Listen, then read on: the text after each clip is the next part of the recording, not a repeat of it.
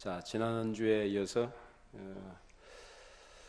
주의 재림을 준비하는 예수를 믿는 신자들의 자세가 어떠해야 되는가, 이 부분을 함께 이어서 생각해 보겠습니다. 주께서 말씀하신 때는 예수님의 공생의 마지막 주간 화요일에 제자들에게 하신 말씀이었죠. 그때 제자들이 예수님에 대해서 가지고 있던 기대는 그들이 갖고 있는 메시아가는 전통적 유대인들이 갖고 있는 메시아가 아니었습니다.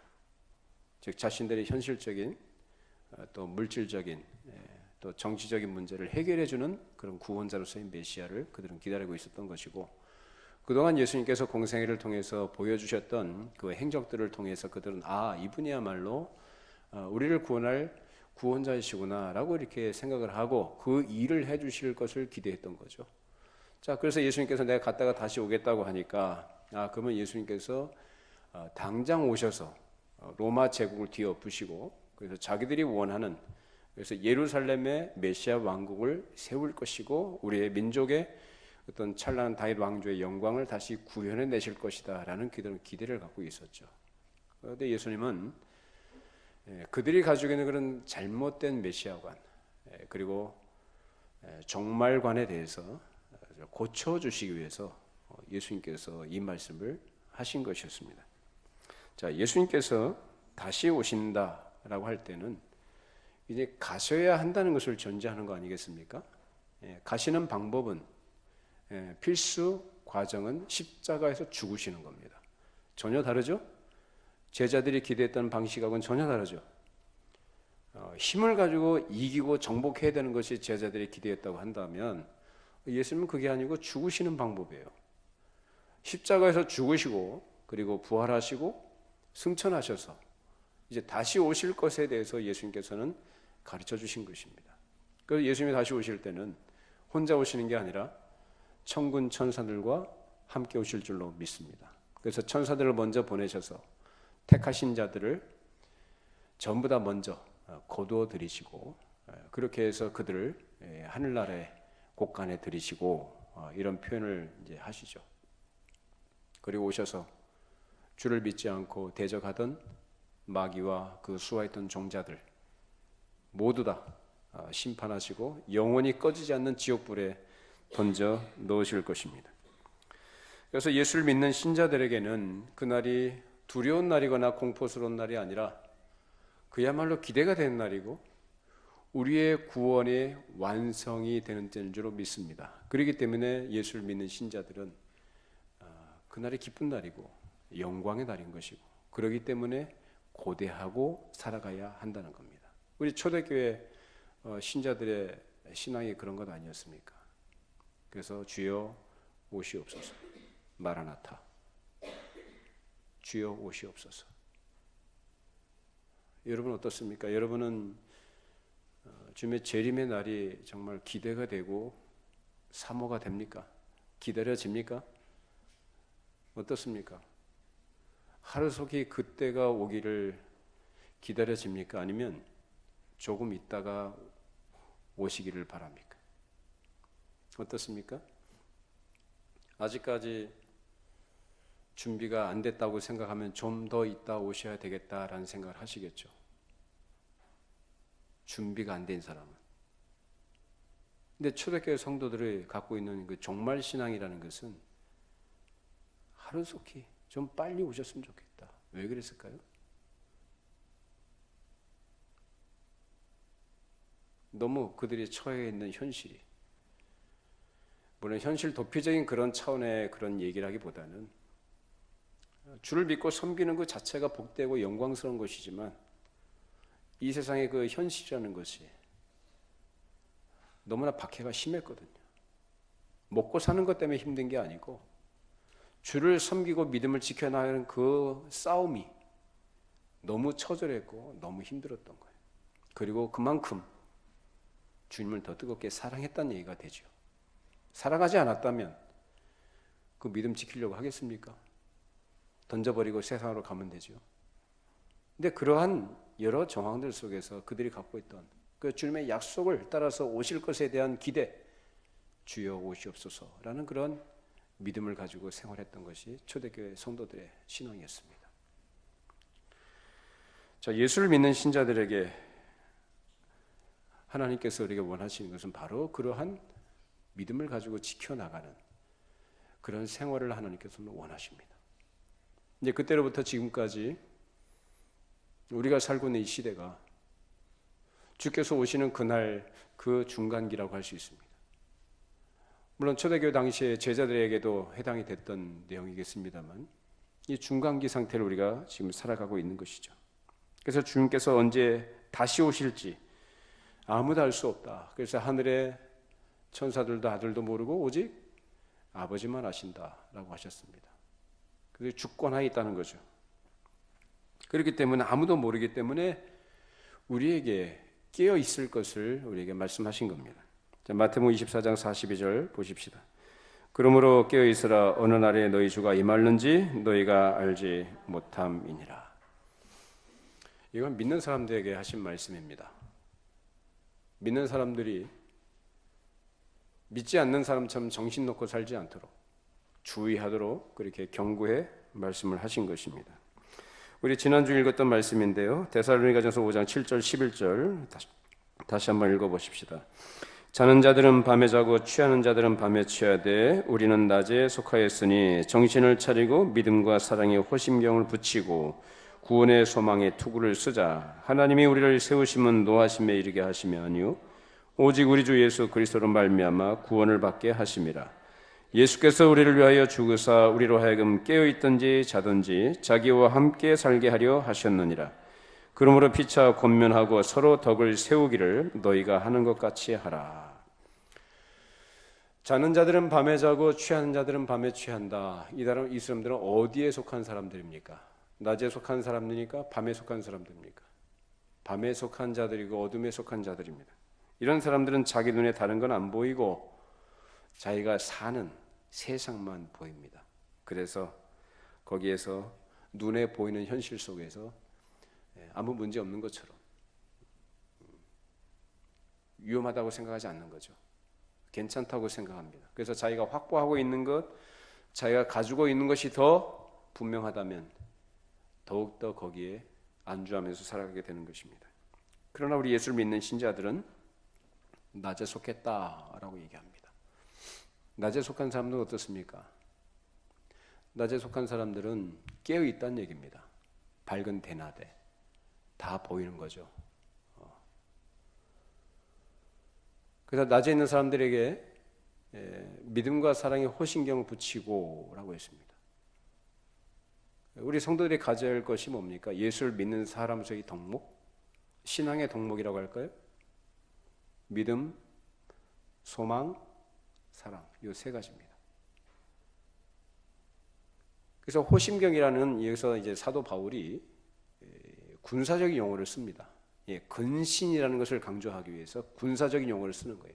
호심경이라는 것은 옛날에 전쟁에 나가는 군인들이 갑옷 위에 가슴 쪽에다가 덧붙이는 구리 조각들을 호심경이라 그렇게 얘기합니다. 뭘 뚫지 못하게 뭐가요? 화살이나 칼이나 창이 뚫지 못하도록 보호하는 역할을 하는 것이 호심경이에요. 그걸 붙이라 이거예요. 그러니까 정신 차리고 경계를 해라 그 말입니다. 그리고 또 8절 하반절에 보면은 뭐라고 합니까? 구원의 소망에 투구를 쓰자. 이것은 우리 사상의 근거가 뭐냐? 우리 사고의 원천이 뭐냐라는 거예요. 전쟁에 나가는 군인들이 오늘날 뭐 철모를 얘기합니다만은 그 철모를 머리에 씁니다. 그럼 뭘 보호하기 위해서죠? 머리를 보호하는 거예요. 그래서 머리를 보존하고 보호하기 위해서 철모를 쓰듯이 구원의 투구를 쓴다. 이건 뭐냐면 우리 사상이 뭐냐? 나는 구원받은 하나님의 백성이다라는 분명한 자기의식이에요. 그것이 굉장히 중요합니다. 여기에서부터 모든 것이 다 나오는 거예요. 그러니까 이것이 분명하지 않게 되면 여기서 나오는 것은 온갖 잡다한 것들이 나오게 됩니다. 세상적인 것들, 인간적인 것들, 세상의 사상들, 대충 혼합된 것들, 그런 것들이 나와요. 사람이 어떤 사상을 갖고 있느냐에 따라서 그 사람의 가치관들, 그 사람의 행동 거지가 거기서 결정이 됩니다. 여러분들 모두가 다 정말 하나님의 은혜로 구원받은, 구원이 정말 확실하다는 그 자기인식, 내가 하나님의 백성이라는 사실을 늘 기억하고 생활하시기를 바랍니다. 거기에서 모든 것이 다 나온다. 그래서 자신이 구원받은 하나님의 백성이요 하나님의 사랑을 받은 자임을 기억하고, 그래서 구원받은 사람의 요구되는 거 뭡니까? 하나님을 사랑하는 거예요. 하나님을 사랑하는 거예요. 그 하나님을 사랑하기 때문에 그래서 이웃을 사랑합니다. 다른 사람을 사랑하는 거예요. 그래서 하나님을 사랑하지 않는 사람은 그래서 이웃을 사랑할 수 없고 이웃에게 친절을 베풀 수가 없다는 거예요. 덕을 세울 수가 없습니다. 그래서 예수를 믿고 나는 죄 사함 받았습니다. 나는 구원받은 것을 확신합니다. 그 확신이 분명한 것이라고 한다면 하나님을 사랑하는 것으로 그 모든 것이 재편이 되고 그 생활이 재편이 되고, 그 사랑하기 때문에 또한 다른 이웃들을 그런 마음을 가지고 사랑하고 친절히 대하고 긍휼력이고 그렇게 살아가는 것입니다.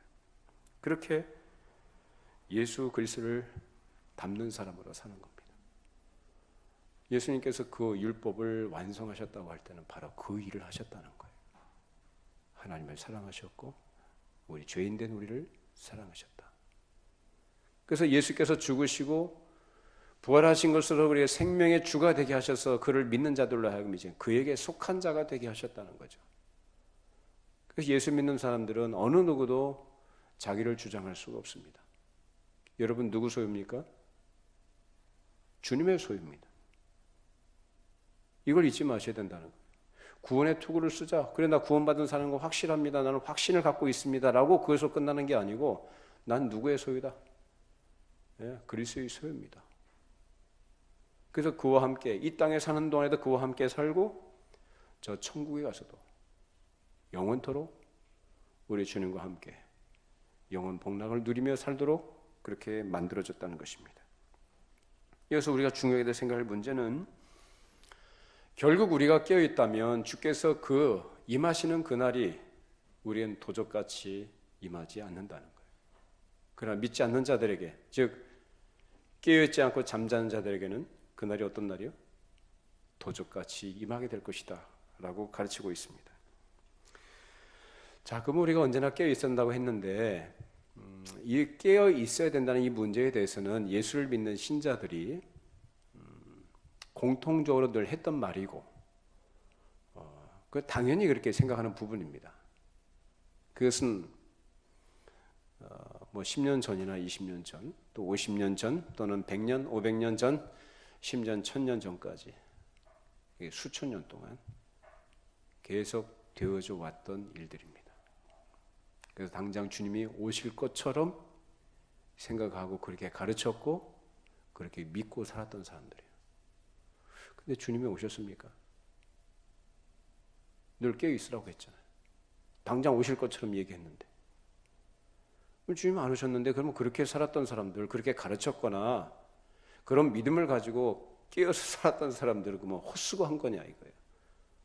예? 그들의 인생이 그 가르침대로 살았는데 이게 헛수고 한 것이고 애를 쓴 것이 아무 의미가 없는 것이냐라는 거죠. 그거는 오해입니다. 아주 엉뚱한 생각을 하는 거죠.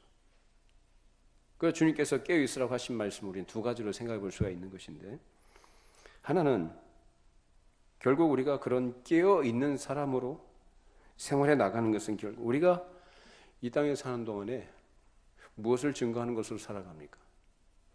하나님 나라. 다른 말로 은혜의 왕국을 내가 이 세상에 소개를 해주는 것이고 주님의 거룩한 교회와 그리스도의 일체성을 증거해 나가는 일이 되는 것입니다. 그래서 이 일은 예수를 믿는 자라면 어느 누구도 예외 없이 누구에게나 해당은 되는 일이고, 그렇게 하나님 나라를 증명하며 예수 그리스도와 하나 된 것을 우리로 하여금 생활 속에서 증거하며 살아가도록 하신 것입니다. 그것이 초대교회 당시든지 중세 시대나 오늘날 모든 신자들에게 있어야 될 일이고 우리에게 맡겨진 일이다라는 것입니다. 그것을 게을리하지 말라는 겁니다. 늘 깨어 있어야 된단 말이에요. 또 하나는 주인이 오는 그 시간까지 신실한 청지가 돼서 때를 따라서 양식을 나눠주는 그 종의 일을 성실하게 한다는 데 그 의미가 있습니다. 자, 마태복음 24장 45절 46절입니다. 충성되고 지혜 있는 종이 되어 주인에게 그 집 사람들을 맡아 때를 따라 양식을 나눠줄 자가 누구냐.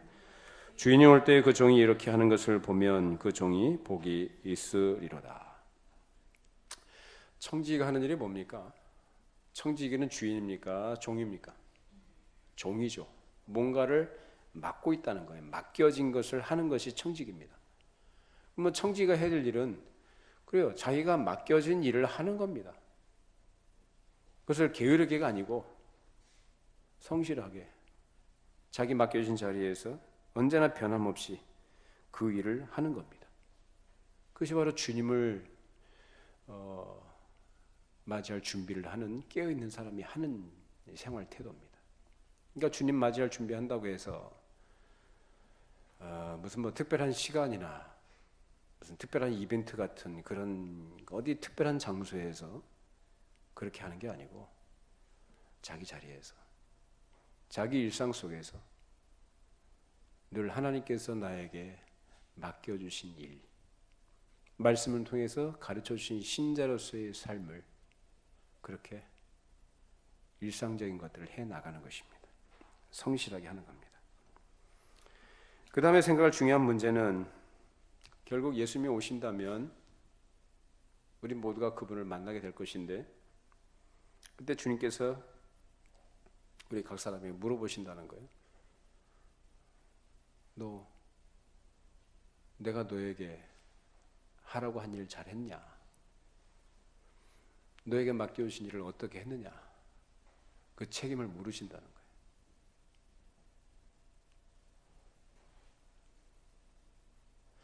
이 책임에 대해서 어느 누구도 열애가 없습니다.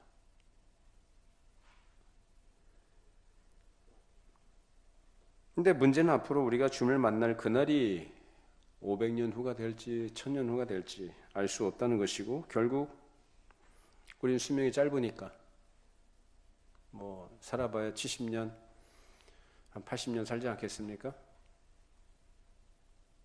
그러면 앞으로 지금 인생의 한 절반 정도는 사신 분들이 상당수이신데 앞으로 3, 40년 안에 주님께서 오실 것 같습니까?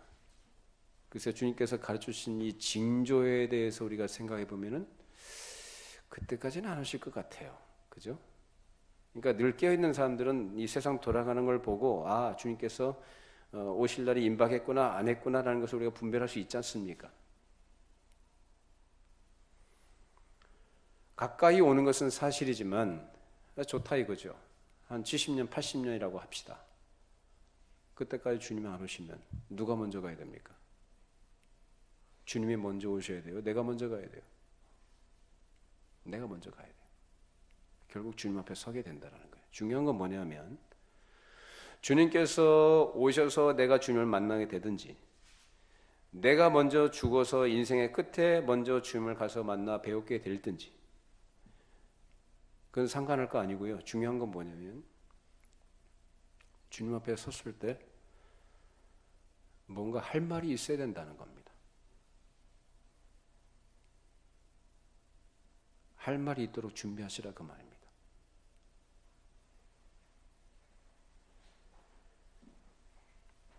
자, 로마서 14장 11절 12절입니다. 읽어보십시다. 기록되었으되 주께서 이르시되 내가 살았노니 모든 무릎이 내게 꿇을 것이요 모든 혀가 하나님께 자백하리라 하였느니라. 이러므로 우리 각 사람이 자기 일을 하나님께 짓고 하리라. 각각 자기가 행한 대로요. 하나님 앞에 다 자기 보고를 해야 합니다. 그러니까 예수님을 어떻게 만나든지 언제 만나든지 내 인생의 끝에 만나든지 주님께서 오셔서 만나게 되실 때든지 상관할 거 없고 중요한 것은 내가 주님 앞에 선다는 사실이고 그때 주님 앞에 할 말이 있어야 된다는 겁니다. 안 믿는 사람들에게는 그 인생의 끝에 무서운 심판과 진노와 영원한 지옥의 고통이 기다리고 있지만 믿는 사람은 그것과는 상관이 없습니다. 믿으십니까? 믿는 사람은 그건 상관이 없습니다. 자, 그런데 뭐냐면 각 사람의 행한 것에 따라서 자기가 그걸 갖다 직고한다는 거예요. 자, 구원받은 것은 맞는데 구원받은 사람은 구원받은 것으로 모두 다 뭉뚱거려서 다 똑같이 하나님께서 그렇게 인정하시고 마시느냐가 아니고,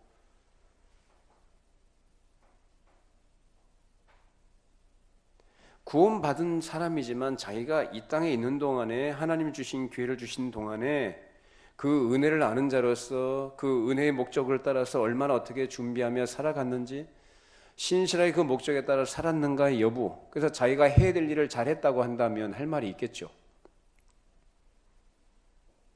근데 자기가 할 일이, 자기가 맡겨진 일이 있는데 그 일을 게을리 했다면 참 부끄러울 겁니다.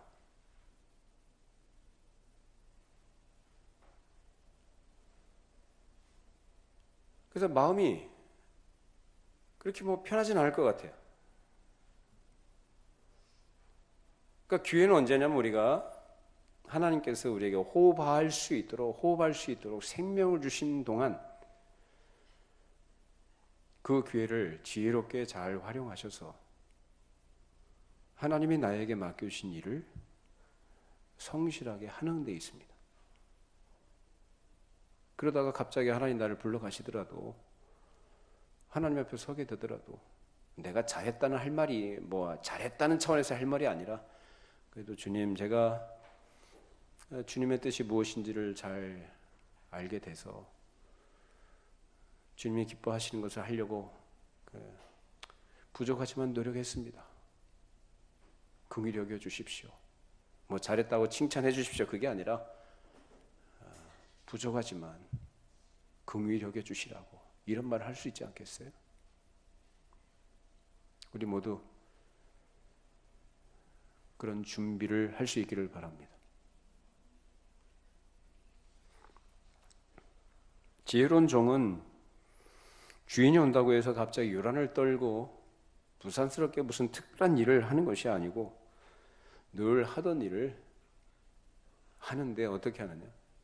성실하게 합니다. 그게 지혜로운 것입니다.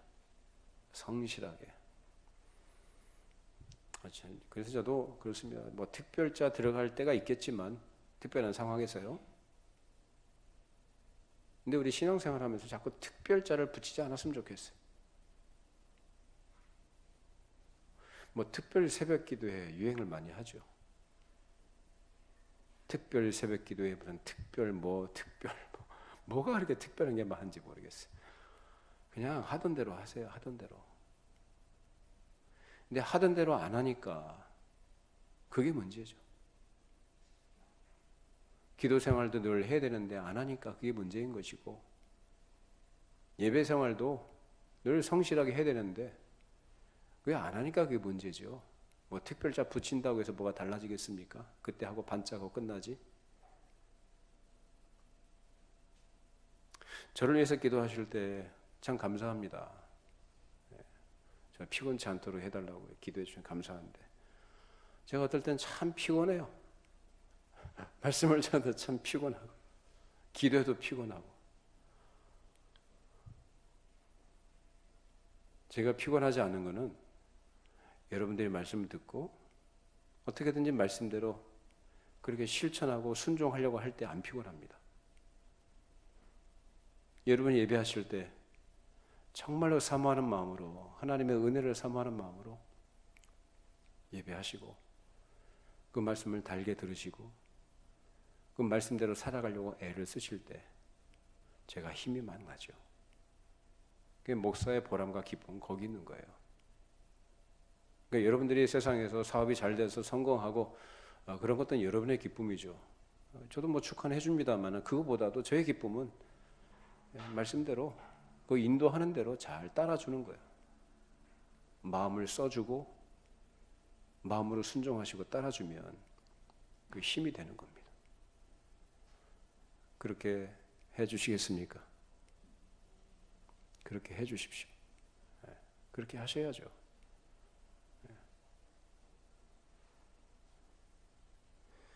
그것이 지혜로운 사람이라는 거죠.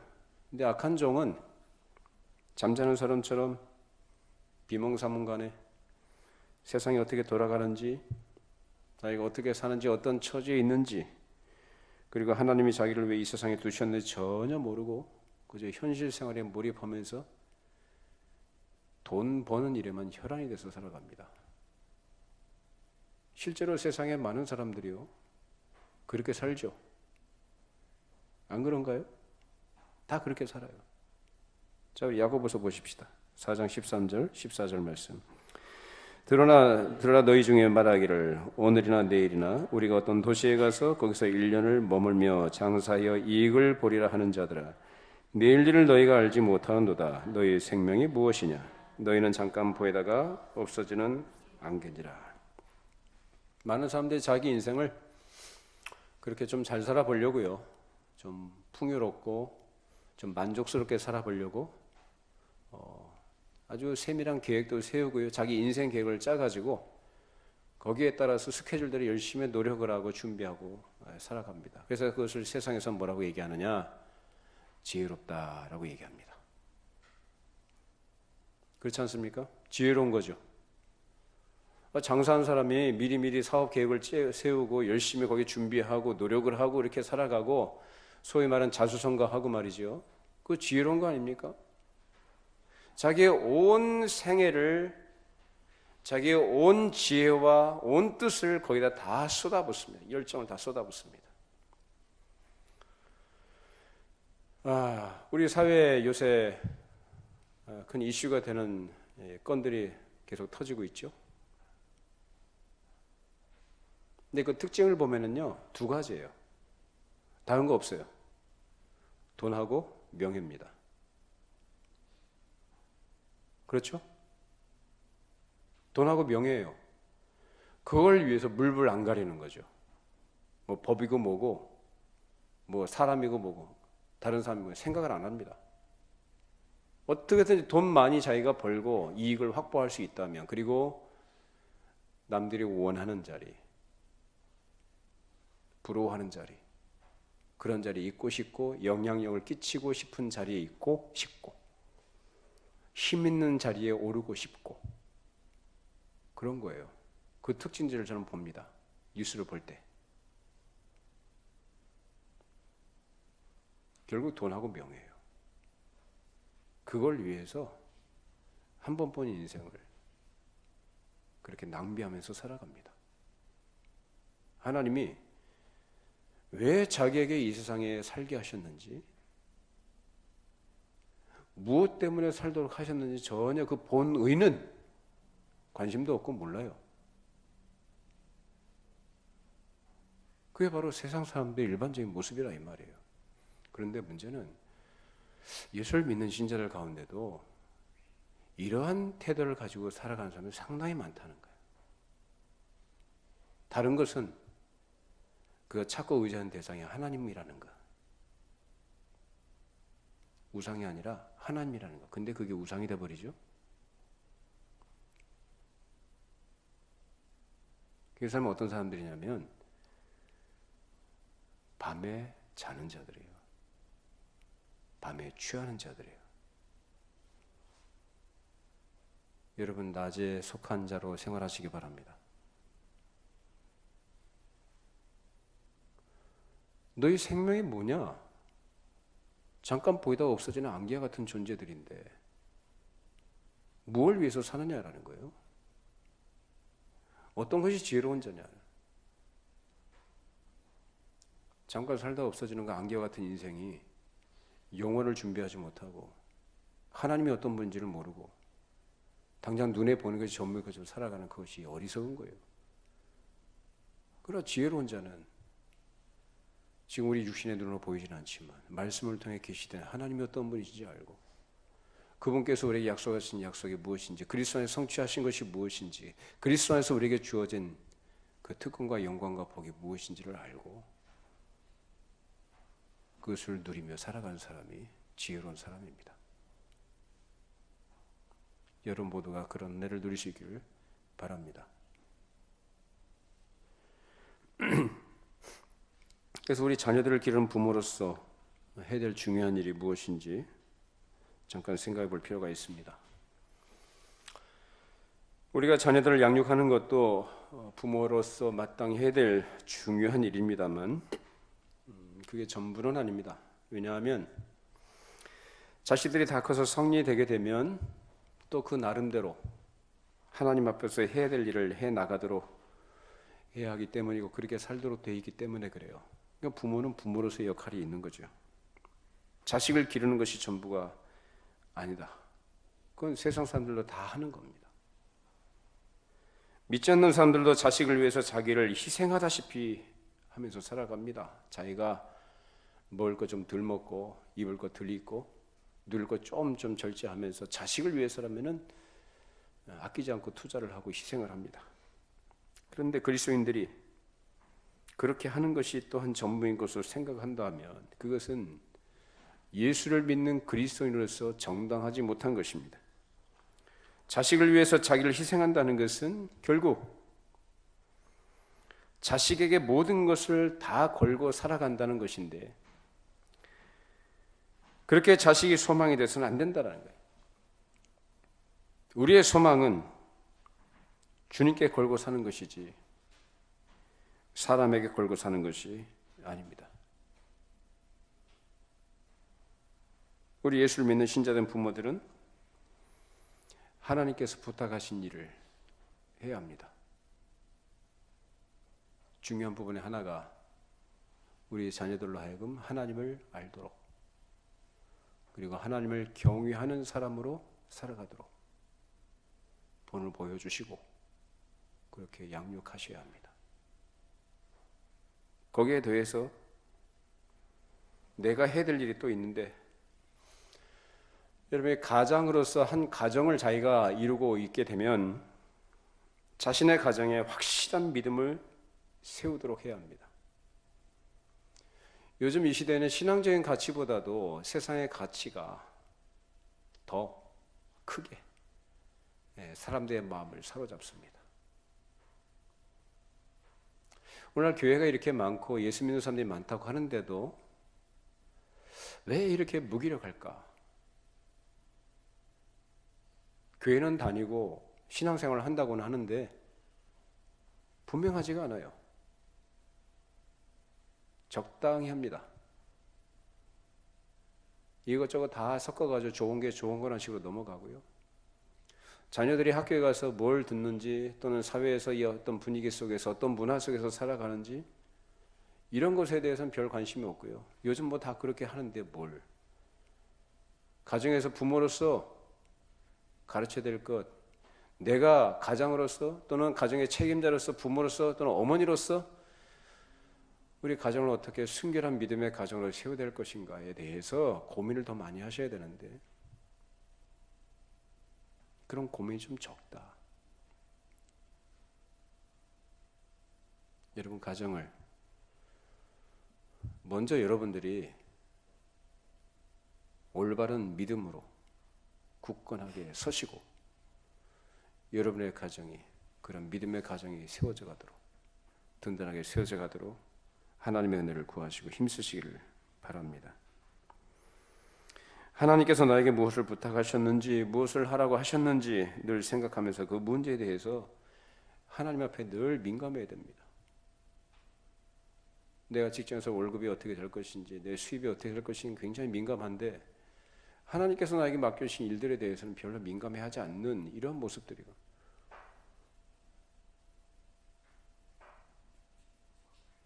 우리 삶의 우선순위가 하나님이냐 세상이냐 다 정답은 다 알아요. 대답은 다 잘하고 그런데 실제 보면 우선순위가 하나님이 아니에요. 세상이에요. 그리고 하나님보다 내가 우선이에요. 내 생각과 내 입장과 내 처지, 내 감정, 내 이익이 우선이지 하나님 앞에 희생하고 하나님께 소망을 두기보다는 세상에 소망을 두는 그런 일들이 우리 가운데 너무 많다라는 거예요. 우리가 정신을 좀 차려봐야 됩니다. 그래서 신앙생활은 대충 하시는 게 아니고 그렇게 해서도 안 되는 거예요. 왜냐하면 대충 하는 건 잠자는 거거든요. 어떻게 하시려고요?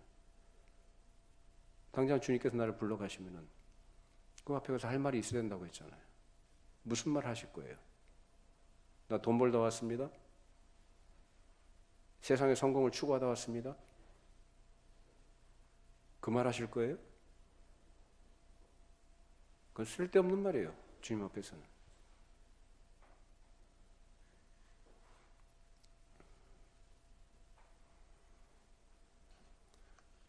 중요한 문제는 내 자신이 그리스도의 지체답게 내게 맡겨진 의무를 잘 감당하는가라는 데 있습니다. 우리가 국가의 국민으로서 감당해야 될 그 의무들이 있습니다. 자, 국가와 사회를 유지하고 보존하기 위해서 필요한 재원이 필요해서 국가가 국민들에게 요구하는 것이 세금이라는 겁니다. 그러면 국민들은 어떻게 됩니까? 세금을 내야죠. 그 요구에 따라서. 그래야 사회가 돌아가는 겁니다. 또 국가의 안보와 또 평화를 유지 보존하기 위해서 국방의 의무라는 것을 우리에게 요구한다면 때가 되면 군대 가서 입대해서 나라를 지키는 일에 자기 시간과 자기의 젊음을 그렇게 드리는 거예요. 그게 마땅한 것입니다. 근데 요새는 그런 것도 안 하려고 그러죠. 그 다음에 또 하나는 뭡니까? 국가의 발전을 위해서, 사회적인 발전을 위해서 국민들이 알아야 될 것들을 알아야 되고 배워야 되고요. 그래서 그 교육을 받아야 되는 거예요. 마땅한 의무라는 거예요. 세 가지. 근데 마찬가지로 우리 교회 예수를 믿는 신자들로서 하나님 나라 백성들로서 마땅히 그 하나님 나라의 백성들의 의무가 있다는 거예요. 그 의무가 뭡니까? 다른 것이 아니고 그리스도적인 품성을, 그리스도의 일체성이 이러한 것임을 그 품성을 통해서 드러낼 수 있어야 한다는 겁니다. 그것이 하나님이 원하신 가장 중요한 의무입니다. 그걸 잊지 마시기 바랍니다. 과연 예수를 믿는 신자로서의 그런 품성을 내가 유지하고 있는 것이냐, 그것을 유지하고 내 생활 속에서 나타내면서 살아가고 있느냐라는 것입니다. 이 부분은 목사에게는 더 많이 요구하시고 성도들에게는 덜 요구하시고 그게 아니고요. 모든 성도들에게 공통적으로 요구되는 의무입니다. 각자가 하셔야 합니다. 누구에게 핑계할 수 없고 누구에게 전가할 수 없으며 누가 대신해 줄 수 있는 게 아니에요. 여러분 각자가 하셔야 돼요. 그걸 소홀히 하고 세상에 속한 인간적인 것들이나 세상에서 잘 되는 것들, 자식이 잘 되는 이런 것들에만 온통히 신경을 쓴다면 그것은 믿는 사람의 정당한 태도가 아닙니다. 믿는 사람은 그는 혼자가 아니라 이미 교회의 거룩한 신성한 분자가 됐기 때문에 그리스도와 일체성을 가진 분자로서 자기 의무가 무엇인가를 깨닫고 그 일을 해야 합니다. 그것이 비록 작을지라도 그리스도적인 품성을 유지하는 것입니다. 그리고 그것이 말씀을 통해서 또 성령의 감화심과 인도하심을 통해서 점점 자라서 더 잘 드러나도록 해야 합니다. 이것이 하나님 앞에서 가져야 될 가장 중요한 의무인 줄로 믿습니다. 그러니까 자꾸 달라져야 된다는 거예요. 여러분 예수를 믿으시죠? 믿으십니까? 크게 좀 대답해 보세요. 예수님 믿으세요? 네. 그럼 거듭났다는 얘기네요. 그죠? 그죠? 거듭나신 거 맞죠? 그럼 거듭났으면 뭐가 좀 달라져야 되지 않겠어요? 거듭났는데도 달라진 게 없다? 그건 거듭난 거 아니죠? 그건 분명합니다. 도덕적 행위를 말하는 게 아니고 그 사람의 속 사람의 생각, 가치관, 품성적인 부분들이 그렇게 달라진 것으로 나타나게 되어 있습니다. 거듭난 사람은. 근데 예수 믿는다고 하면서도 달라진 게 없으면은 그건 좀 자기를 점검해 봐야 돼요.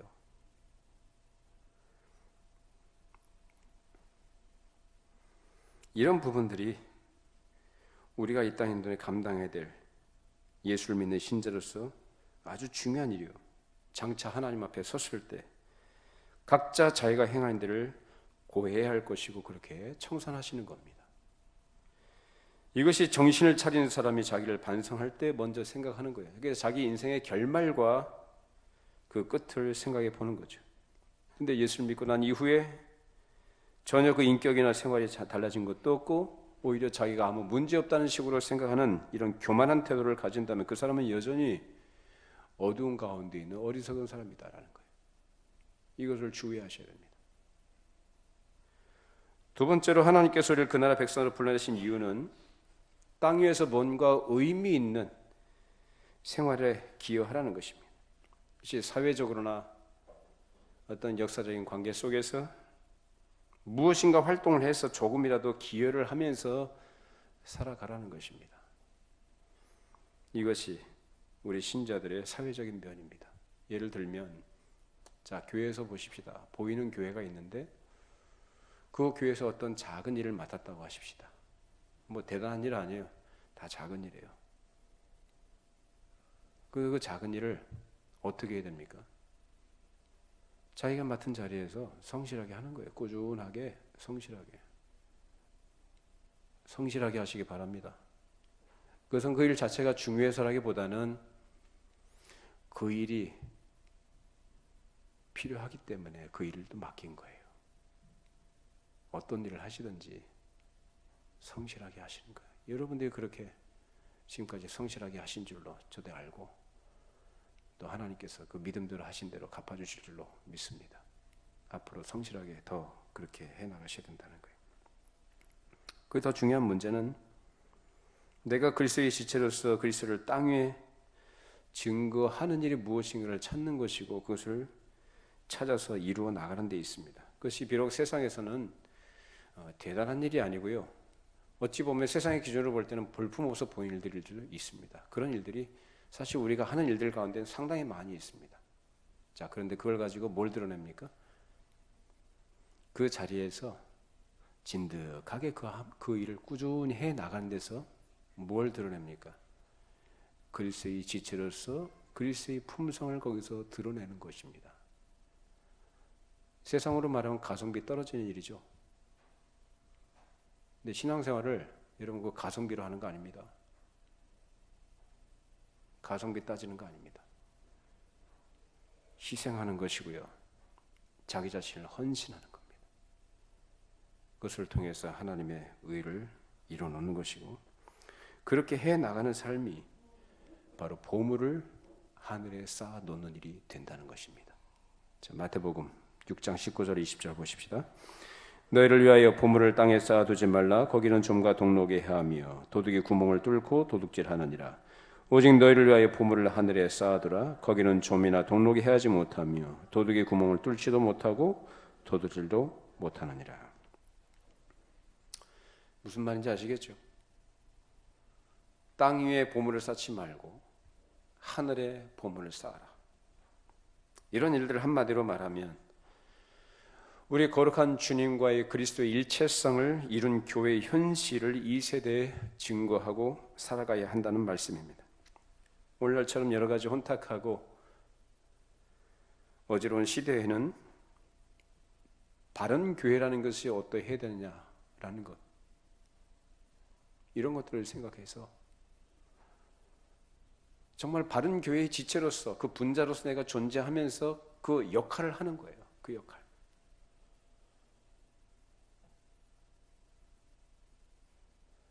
바람 들어간 풍선처럼 그렇게 생활하는 게 아니고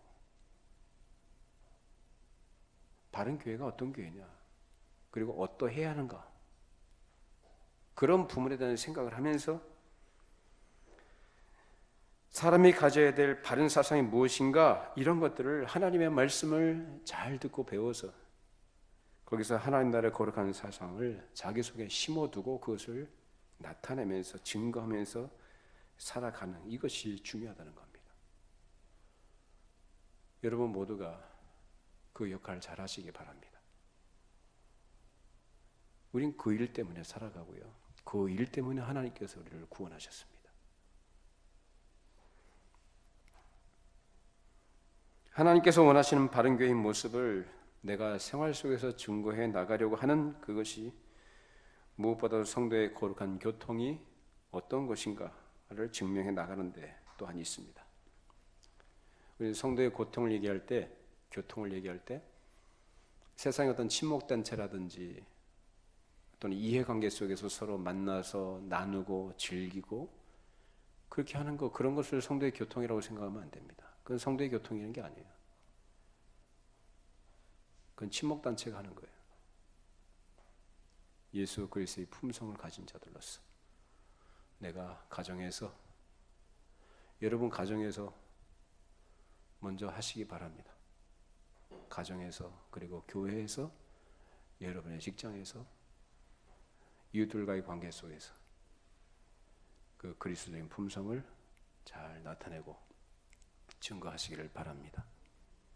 또 하나 중요한 건, 내가 어떤 처지에 있을 때 단순히 어떤 물질적인 문제 때문에 그래서 하나님께 기도할 수 있지 않습니까? 또 기도해야 될 것이고, 그러면 하나님께서 거기서 응답해 주신 일들이 있다 이 말입니다. 그럼 내가 하나님께 기도하고 또 하나님께서 기쁘게 응답해 주신 이런 일들이 계속 쌓여지게 되면 그런 것들이 하나의 또 증거가 되기도 합니다. 어떤 증거요? 하나님이 살아계신 분이시고 그를 신뢰하고 경외하는 자들에게 하나님께서 어떻게 역사하시는가를 보여줄 수 있는 증거가 된다는 거예요. 이런 일련의 여러 가지 일들이 바로 누구를 드러내는 거냐면 내가 그리스도와 일체성을 이루는 그 지체다라는 것을 드러내는 것이고, 교회의 어떠함을 나타내는 귀한 일이 되는 것입니다. 우리 모두 그러한 일들을 주님께서 오실 날이 언제인지 모르지만, 내가 언제 또 주님 앞에 갈지 모르지만, 주님 만나는 그날까지 내가 맡겨진 자리에서 성실하게, 꾸준하게, 충성되이 잘 감당하실 수 있기를 바랍니다. 그것이 뭐라고요? 재림신앙입니다. 기도하십시다. 걸어가신 하나님 아버지, 오늘도 귀한 말씀을 우리에게 허락해 주셔서 우리의 말씀을 우리 마음에 비춰 우리 자신을 보게 해주시고 점검하게 하시고, 또 잠자고 있던 부분들을 일깨워 주셔서 다시금 말씀으로 세워주심을 감사를 드립니다. 우리가 이 땅에 사는 동안에 또 주께서 언제 오실지 알지 못하지만 주님 오실 그날을 기대하면서 늘 깨어 주님의 재림을 준비하는 신자로 우리 올바른 정신과 또 사상과 생활 태도를 가지고 생활해 나가도록 늘 말씀으로 저를 이끌어 주시고, 또 교회의 거룩한 지체로서 교회를 이루고 있는 그리스도의 몸을 이루는 분자로서 우리 각자의 맡겨주신 그 일들을 성실하게 충성되이 감당해 나가는 종들이 되게 해주셔서 주님 언제 오시더라도, 주님 앞에 언제 갈지라도 주님을 만났을 때 할 말이 있는 자들로 자신의 인생을 지혜롭게 잘 살아가도록, 그래서 주님의 재림, 주님과의 만남을 잘 준비하는 지혜로운 청지기들이 되게 하여 주시옵소서. 예수님의 이름으로 기도하옵나이다. 아멘.